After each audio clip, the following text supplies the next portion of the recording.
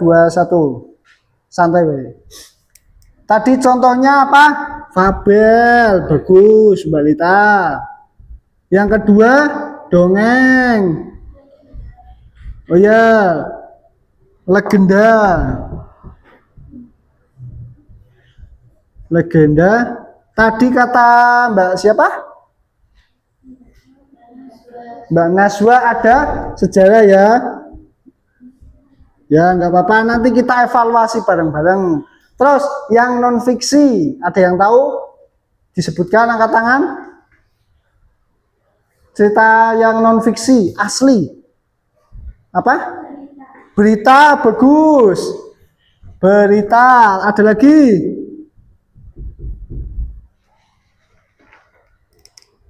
Tidak ada lagi? Ya enggak apa-apa. Ini sudah satu contoh yang bagus. Di sini saya akan menjelaskan perbedaan cerita fiksi dan non fiksi.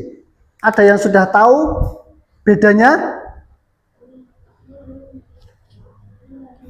Belum pada tahu. Tidak apa-apa. Akan saya jelaskan. Pak, fabel itu apa? Fabel itu cerita tentang hewan. Ya bagus, cerita tentang dunia hewan. Contohnya apa cerita tentang hewan?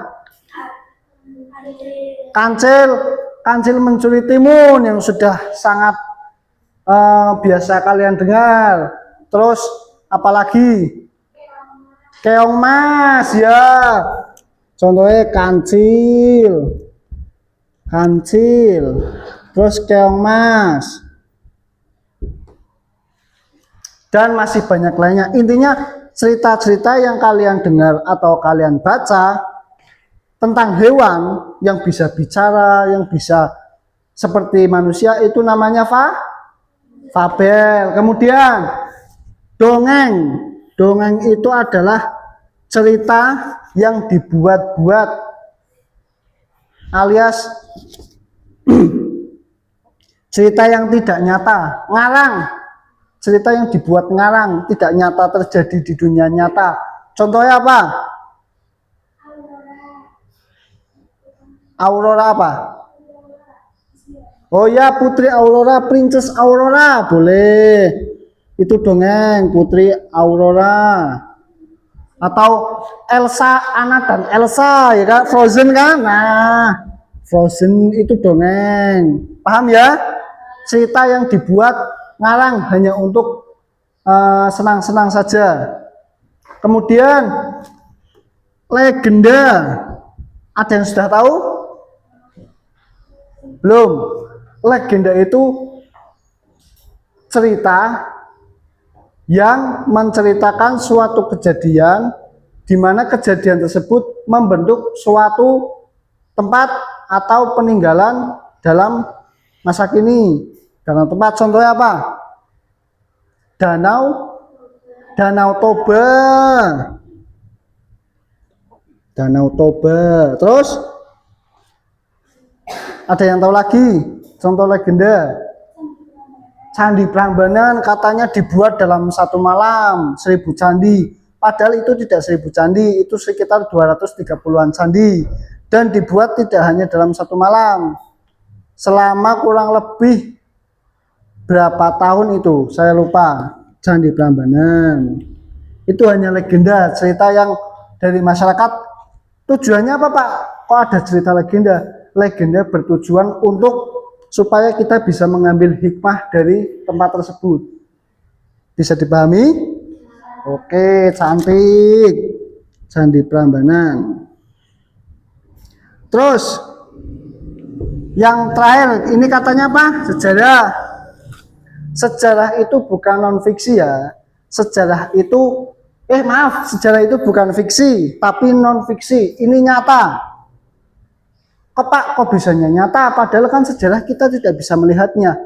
Sejarah memang tidak kita tidak melihatnya, tapi ada buktinya, ada datanya, ada bukti-bukti bahwa kejadian itu pernah terjadi.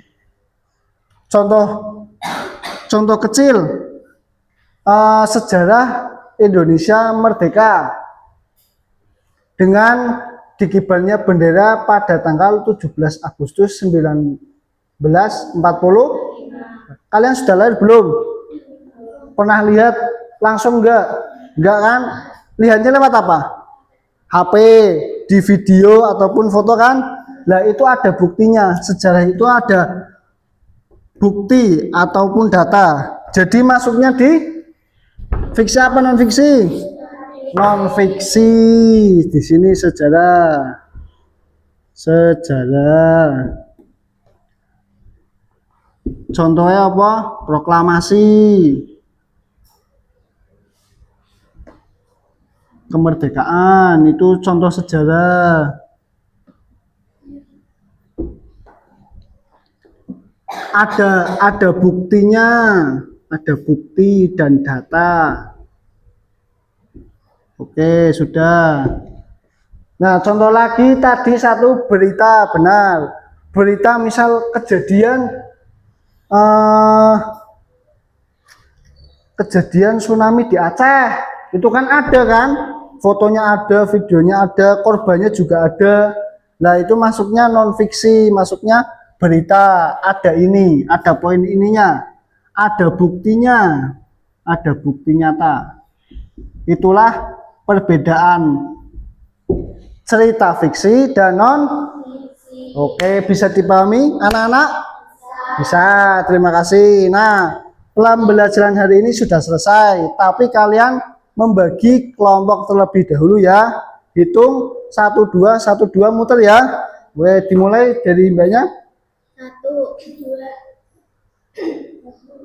2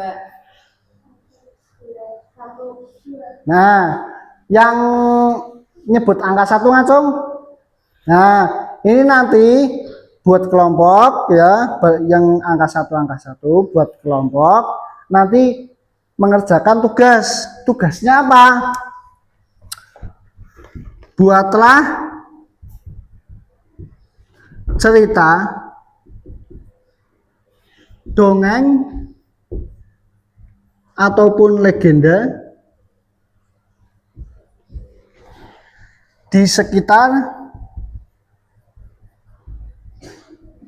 lingkungan kalian ya. Sama yang kelompok 2 juga nanti bareng-bareng tanya sama orang tua, Bu, dulu di desa kita ada cerita apa ya kok bisa terbentuk desa Mulyorejo misal. Terus kenapa bisa terjadi kecamatan Kesesi itu pasti ceritanya macam-macam. Ini sebagai penutup saja sesuai dengan materi ini. Di desa Bapak ya, itu ada namanya Kali Gosek. Jadi kalian biasa melihat sungai kan lurus ya.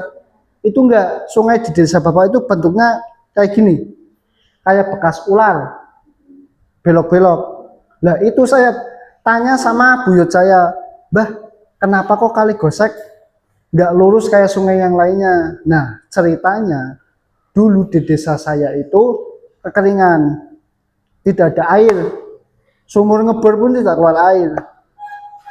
Terus alhasil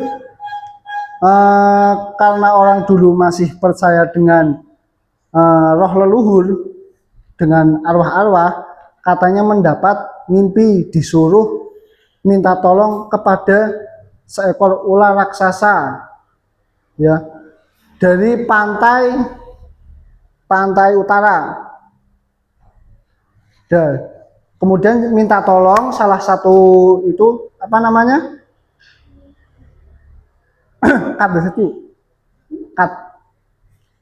Aduh, haus sekali saya. Oke. Terus kemudian ketua desanya, sekarang kepala desa, itu meminta tolong kepada ular raksasa di pantai utara. Minta tolong untuk dibuatkan sungai dari hulu ke hilir.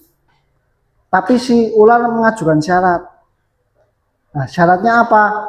Selama dia membuatkan jalur sungai itu, si ular harus ditemani ronggengnya. Tahu penari ronggeng nggak? Sintren tahu nggak? Nah, kayak gitu. Jadi kan ular kan kepalanya kayak gini. Nah, itu Sintrenya nari di depan ularnya sambil nemenin ularnya membuat jalur sungai. Kayak gitu. Terus kalau udah selesai, maka udah hanya butuh persyaratannya itu. Apa ularnya minta bahwa sintrenya itu menemani dia membuat sungai. Nah, kalau dipikirkan nggak mungkin ya ular raksasa terus mintanya menari dengan sintren kan nggak mungkin ya. Nah itu kan masuknya fiksi atau tidak nyata, hanya karangan. Begitu ya, bisa dipahami anak-anak? Bisa. Nah, tugasnya jangan lupa ya besok dikumpulkan. Terima kasih atas perhatiannya. Hati-hati di jalan. Sekian. Wassalamualaikum warahmatullahi wabarakatuh. Waalaikumsalam warahmatullahi wabarakatuh. Ya, sudah pengen pulang? Ya, sebelum pulang berdoa dahulu ya, disiapkan ketuanya. Siapkan mulai.